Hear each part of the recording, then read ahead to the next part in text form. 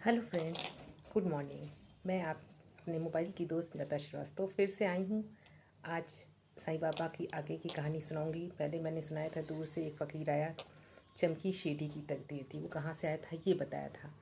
आज आज मैं आपको उनके आगे की एक दूसरी कहानी सुनाऊंगी। आज का दिन आपका कैसा रहा, आपकी मॉर्निंग कैसी रही। सबको मेरी तरफ से मॉर्निंग शुभ शुभ हुई हो। आज मैं आपको एक अच्छा सा किस्सा सुनाती हूँ। आज मेरी एक पड़ोसी कल आए हैं रहने के लिए किराए पे। वहाँ पे उनके फादर बुजुर्ग हैं, तो सुबह बेचारे उनके घर में पानी नहीं आ रहा था। तो पानी जब नहीं आ रहा था तो बेचारे वो छत की सीढ़ी से चढ़ गए। लोहे की सीढ़ी लगी थी। अब बेचारे वो ऊपर तो चढ़ गए किसी तरीके से, लेकिन नीचे नहीं उतर पा रहे थे। काफ़ी परेशान थे वो। छत पे अकेले बैठे 1.5-2 घंटे हो गए। फिर 7:30 बजे के आसपास मेरे हस्बैंड जब पूजा करने ऊपर गए तो छत पे सूर्य देवता को जल चढ़ाने गए, तब उन्होंने अंकल जी ने कहा, अरे बेटा मेरी मदद करिए, मैं यहाँ से उतर नहीं पा रहा हूँ। फिर उनके घर पे हम लोगों ने घंटी बजा के मेरे हस्बैंड ने कहा कि आपके हस्बैंड छत पे चढ़ गए हैं, वो ऊपर से नीचे उतर नहीं पा रहे हैं। तो फिर उनकी पोती या बेटी कोई भी आई हो कुछ, कि मुझे भी पता नहीं, वो भी लोग कलीग्स यहाँ शिफ्ट हुए हैं और बस रहने लगे हैं।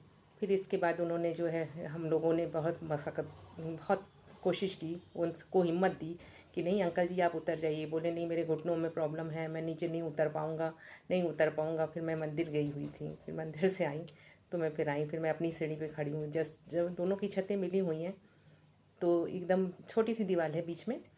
तो बेचारों को मैंने हिम्मत बांधी। फिर मैंने कहा अंकल आप उतरिए, मैं उनको आपका हाथ पकड़ रही हूँ, आप नीचे आइए, मैं आपको पकड़ के लाती हूँ, बैठ बैठ के आइए। बेचारे फिर किसी तरीके से 5-7 मिनट उनको हिम्मत दी, तब वो नीचे उतरे। इतना, ये देखिए फ्रेंड्स, वो सीढ़ी है, ये मेरे घर की सीढ़ी है और ये उनके घर की सीढ़ी है। बेचारे वहीं पे जाके छत पे बैठ गए थे और जिससे बेचारे वो उतर नहीं पा रहे थे। इतना थैंक यू बोल रहे थे, इतना थैंक यू बोल रहे थे। और मुझे ये लगा कि इनका ये थैंक्स मेरे लिए बहुत ही बड़ा आशीर्वाद की तरह है। मैं मंदिर जो पूजा कर रही हूँ वो मेरे लिए उतना मायने नहीं रखता जितना मुझे इनकी हेल्प करके मिला। बस मुझे ऐसे ही कार्य करने में बहुत अच्छा लगता है कि दूसरों की मदद जितनी अधिक हो सके, आसपास की जिसके भी प्रति मेरे से जो भी बनता है, मैं हमेशा करने के लिए तैयार रहती हूँ। चलिए आज साईं बाबा की आगे की कहानी सुनाते हैं। जो भक्त साईं को पसंद करते हैं वो ज़रूर इस वीडियो को देखें और इस कहानी को सुने, क्योंकि देखिए ये जो मैं आपको कहानी सुना रही हूँ, मैं ये श्रीडी की किताब से लाई हूँ। आप बहुत से वीडियोस बने हुए हैं, साईं बाबा की बहुत सी पिक्चरें बनी हुई हैं, आप उनमें भी जाके देख सकते हो। पर एक अपने मुख से जब हम किसी चीज़ का ग्रंथ का को पढ़ते हैं तो उसका जो आशीर्वाद होता है, उसकी जो ताकत होती है, आपको उससे जो मिलती है, आपके शब्दों में शुद्ध उच्चारण होता है। और मुझसे कुछ गलतियां हो जाएं तो प्लीज़ अच्छा दोस्त मान के, या बड़े बच्चे देख रहे हो, आंटी बहन जी कुछ भी समझ के उन्हें क्षमा कीजिएगा, क्योंकि पढ़ने में थोड़ी गलतियां भी हो जाती हैं। ठीक है, मैं आज आपको उनके आगे की कहानी सुनाती हूँ कि उन्होंने सीढ़ी में आए तो क्या क्या चमत्कार किए। बोलो ओम साईं राम, जय हो बाबा। मैं जहाँ बैठी हूँ ये मेरे हस्बैंड का चैम्बर है। मेरे हस्बैंड वकील हैं और इनका ये चैम्बर है। आज मैं ऊपर ही आके यहीं पे ही आपको ये वीडियो बना रही हूँ।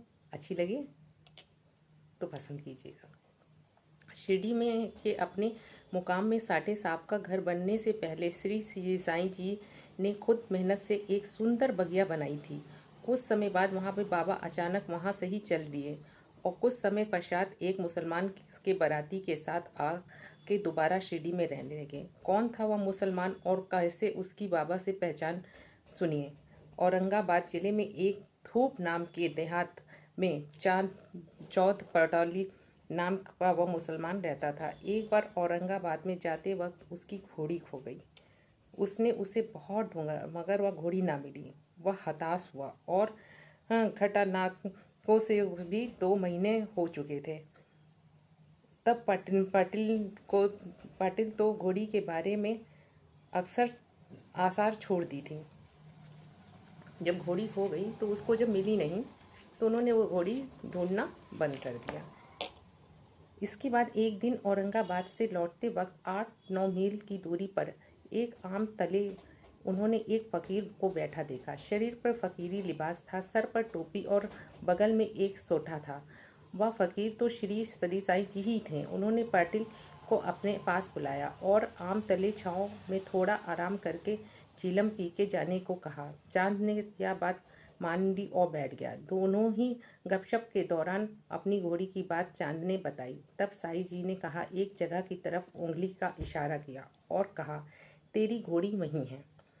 चांद को का भरोसा तो नहीं था, लेकिन फिर भी वह जब जाके देखा तो वहाँ उसकी घोड़ी चढ़ती थी।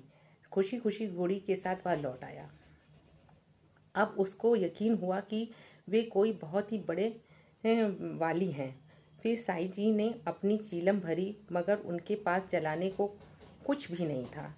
लेकिन सर्वमर्थ सामर्थ्य वाले बाबा को कौन सी मुश्किल थी। उन्होंने अपने चिमटा जमीन पर मिट्टी में ढोचा के एक जलता हुआ अंगारा निकाल के चीलम पर रखा और वे चीलम पीने लगे। पाटिल ने भी उनका साथ दिया और अपने घर चलने की विनती की। उनकी विनती मान कर के साईं जी कुछ समय तक उसके घर में निवास किया। आगे पाटिल के घर में शादी तय हुई। दुल्हन शिरडी की ही थी, इसलिए उनकी बारात शिरडी आई। बाबा जी उनके साथ थे। शिरडी में पहुंचकर खोडाबा के मंदिर के सामने महासापति आंगन में बाराती उतरे। बाबा भी वहीं उतर गए। ये थी बाबा की आगे की कहानी। बाबा फिर से दोबारा कैसे शिरडी गए, ये एक वह कहानी एक घोड़ी से थी, जो उन्होंने पाटिल साहब की घोड़ी को ढूंढा, तब वो वहाँ पे फिर से शिरडी पहुँच गए। अब कल मैं आगे उनकी एक कथा आपको और सुनाऊंगी। और जीवन में साईं का नाम लीजिए और साईं पे पूर्ण श्रद्धा विश्वास रखिए। आज मैं ये कथा भी सुना रही हूँ। मेरे इस समय मेरे पास कोई भी ऐसा व्यूज़ नहीं है। मेरा चैनल बना, मैंने सब कुछ डालती हूँ, मेरा जो मन होता है मैं उसमें वो डालती हूँ। मैं आप लोगों से फ्रेंड अपने मन की बात करती हूँ, मैं मोबाइल से अपने मन की बात करती हूँ। लेकिन मुझे ऐसा भी नहीं कि मेरा चैनल आगे जाके ये ग्रो होगा या कुछ नहीं होगा, पर ये मैं वीडियोस डाल रही हूँ। शायद कोई इन वीडियोस को देख के मेरी भावनाओं को समझ के कि इसको बनाने का मेरा तत्पर क्या है। देखिए, ये प्लेटफॉर्म इतना बड़ा है कि यहाँ पे सक्सेस होना बहुत ही मुश्किल है। बहुत जल्दी कोई नहीं होता है।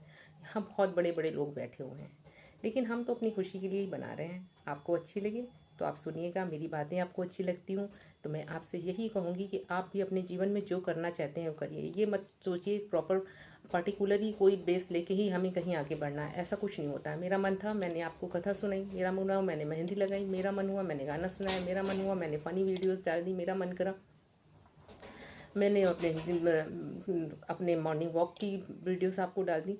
जो आपकी इच्छा करे, आप मंदिर गए वहाँ की आपने डाल दी, मेरी अपनी इच्छा है, मैंने डाल दी। कोई ऐसे थोड़ी है कि यहाँ से आप हर आदमी पैसा ही कमा लेगा या हर आदमी प्रॉपरली बहुत ही फेमस हो जाएगा, ऐसा कहीं कुछ नहीं होता। आप वो कीजिए, ये सब मेमोरीज है। अब ज़िंदगी गुजर गई, बच्चे कमा रहे हैं, पति कमा रहे हैं, मौज से हम जी रहे हैं। ये तो अपने आनंद के लिए थोड़ा समय निकालते हैं, थोड़ी मन की बातें होती हैं जिनको हम आपसे करते हैं। हम तो यही चाहते हैं हमारी उम्र की जितनी भी सहेलियाँ हों या जितने भी जेंट्स हों जो खाली हों, तो आप खाली ऐसे अपने समय में, आपको होता है लोग रिटायर हो जाते हैं अपनी एज पे, खाली रहते हैं, खाली इधर बैठे हैं उधर बैठे हैं, घर में भी बच्चों को लोग हैं, दादी बाबा हैं या नहीं है, साथ में बच्चे पोता पोती नहीं हैं, आप अकेले खाली मोबाइल गुजारें, तो कम से कम बची हुई उन मेमोरियोज़ को अपने उसमें कैद करिए। आप अपने बच्चों से बात नहीं कर पा रहे तो आप अपने मोबाइल से ही बात कीजिए, अपने मन की बात को उसमें रखिए। कल को कम से कम जब आप नहीं रहोगे तो आपके बच्चे उन वीडियोस को देख के ये तो सोचेंगे ना कि मेरी इस समय मेरी माँ के मन में या मेरे पिता के मन में ऐसी भावना थी, वो ऐसा चाहते थे। तो ये भी तो हम कर सकते हैं ना, किसी की खुशी के लिए नहीं, अपने लिए कीजिए और बोलिए ओम साईं राम। बाबा सबकी मदद करते हैं, शिरडी के बाबा सबके साथ हैं। कल मैं फिर नई कहानी के साथ आपके पास आऊँगी, आगे की कथा उन्हें सुनाऊँगी मैं आपको। मन होगा कहानी सुनाऊँगी, मन होगा कुछ अच्छी सी एक स्टोरीज़ मैं आपको दूँगी, जो मन में आ जाएगा वो दे दूँगी, जो इच्छा कर जाएगी।